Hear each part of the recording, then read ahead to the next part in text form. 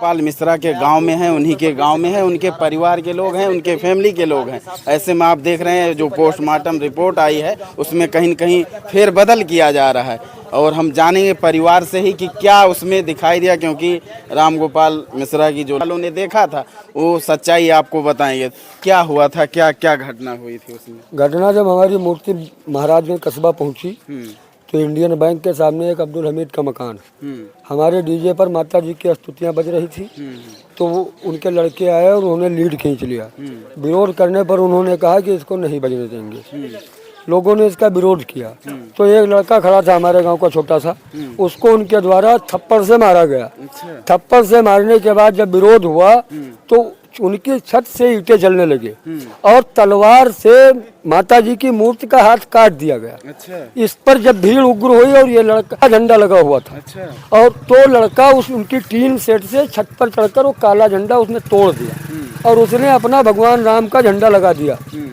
बस इतने पर ही वो छत से उसको खींच ले गए और उसके नाखून खींचा, करंट लगाया, गला रेता, सर पर धारदार हथियार से प्रयोग किया, फिर गोली मारकर उसकी हत्या कर दी।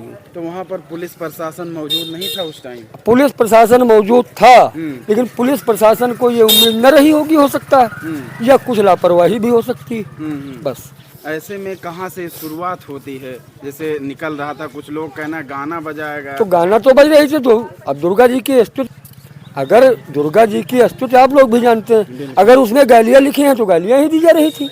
भाग्य आप लोग अंदाज लगा लीजिए। तो दुर्गा जी की स्तुति चल रही थी जी। हैं? तो डीजे में गालियाँ होती हैं भैया दुर्गा मूर्ति विसर्जन में? बिल्कुल। हो तो जब माता रानी के त्योहार 12 औकात में वो तलवारें लहरा सकते हैं और नारायण तकबीर अल्लाह अकबर कह सकते हैं। हम जय माता दी नहीं कह सकते हैं। हम अफगानिस्तान बांग्लादेश में रह रहे हैं, पाकिस्तान में रह रहे हैं।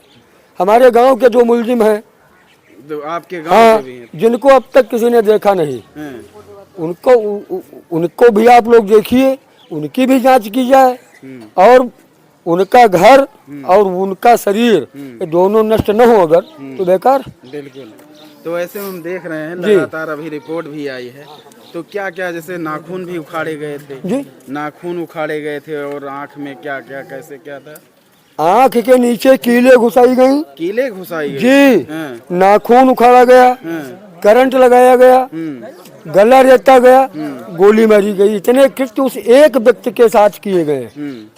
इसमें किसी एक वार से वो मर जाता।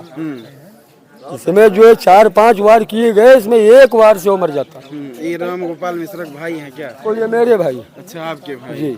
तो हम ऐसे में देख रहे थे जो निर्मम ये बुरी तरीके से किया गया है प्रताड़ित करके, ये कहीं न कहीं निंदनीय है, हमारे पूरे भारत के लिए है। ऐसे में आप लोग क्या सोचते हैं, जरूर राय दें अपनी, और इस क्या कार्रवाई होनी चाहिए।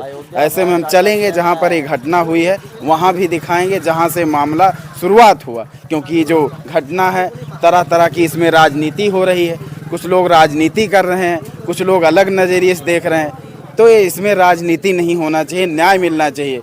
जो भी दोषी हैं उनके खिलाफ कार्रवाई हो। जो भी इसके पीछे राजनीति कर रहे हैं, इसके पीछे किसका हाथ था, इस पे सख्त से सख्त कार्रवाई हो और कानून व्यवस्था पूरी तरह से जिस तरीके से कर रही है ऐसा ना करे और सही तरीके से न्याय दे।